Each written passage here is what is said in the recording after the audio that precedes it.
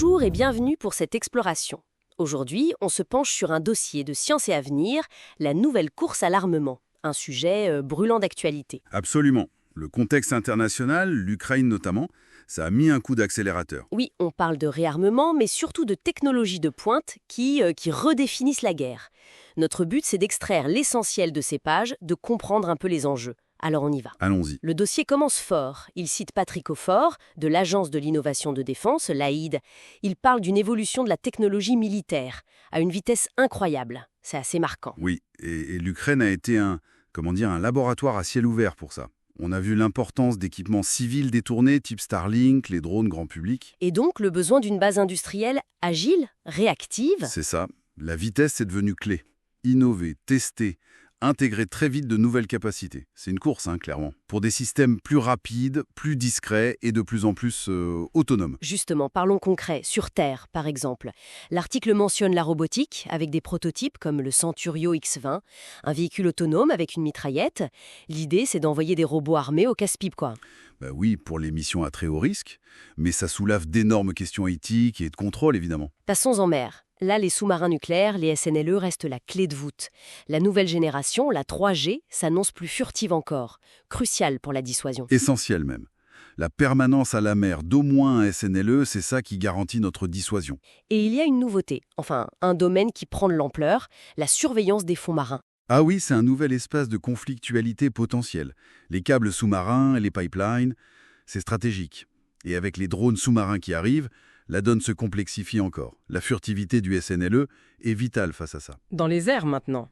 Le grand projet, c'est le SCAF, avec le NGF, le futur avion de combat. Il doit remplacer le Rafale à terme. On parle de furtivité, de connexion, de travail en équipe avec des drones, les effecteurs déportés. C'est ça. L'avion ne sera plus seul. Il sera au centre d'un système de systèmes. Et là, l'intelligence artificielle, l'IA, sera partout. Pour gérer les données, aider au pilotage, coordonner les drones. Le but, avoir l'avantage informationnel, c'est ça, voir avant, décider plus vite. Exactement. Pénétrer les défenses, brouiller les radars, frapper, tout en étant le moins détectable possible. Et puis, il y a cette catégorie d'armes qui fait un peu frémir. L'hypersonique. Des engins qui dépassent Mach 5, très manœuvrants. La France travaille dessus avec le VMAX. Oui, c'est un club très fermé pour l'instant. La difficulté, c'est que c'est très dur à intercepter. La vitesse extrême, combinée à une trajectoire imprévisible, ça met au défi toutes les défenses antimissiles actuelles. Et ça demande des matériaux incroyables. On ne peut pas parler de guerre moderne sans parler du cyberespace. Ah non, c'est un champ de bataille à part entière. Et permanent. Les attaques visent tout. Infrastructures critiques, systèmes d'armes, même le moral via la désinformation. L'interconnexion généralisée nous rend performants, mais aussi très vulnérables. Et là encore, l'IA joue un rôle double, pour attaquer de façon plus sophistiquée, mais aussi pour défendre les réseaux, détecter les intrusions. Et l'espace. Longtemps sanctuarisé, mais ça change. Oui, on l'a vu avec l'attaque contre les satellites Kassat au début du conflit ukrainien. Ça a perturbé les communications militaires et civiles. Ça montre la dépendance. Énorme dépendance.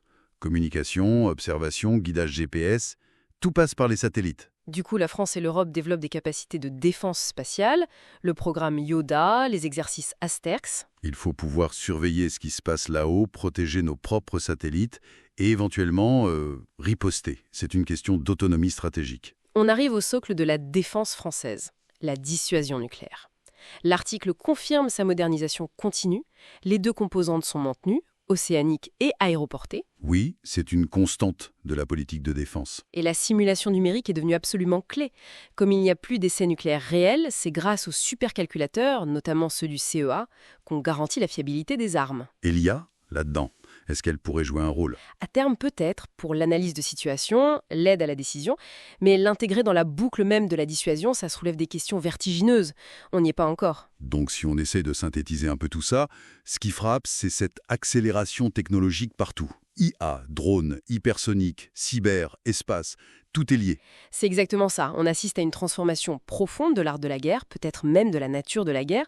Les conflits deviennent potentiellement plus rapides, plus étendus géographiquement jusqu'au cyber et à l'espace, et surtout, ils impliquent des systèmes avec une autonomie croissante. Comprendre ces technologies, c'est donc crucial pour saisir les enjeux de sécurité de demain. Indispensable. Et ça nous amène peut-être à une question de fond pour finir. Face à cette sophistication, cette vitesse, cette automatisation, comment on fait pour garder le contrôle humain? Comment éviter des escalades accidentelles ou des dérapages liés à des machines qui décideraient trop vite ou trop seules? C'est un défi majeur. Une interrogation essentielle, en effet. Voilà qui conclut notre analyse de ce dossier passionnant sur la nouvelle course à l'armement. Merci de nous avoir écoutés. Si cette discussion vous a intéressé, n'hésitez pas à le faire savoir avec un j'aime et à vous abonner pour ne pas manquer nos prochaines explorations. À très bientôt.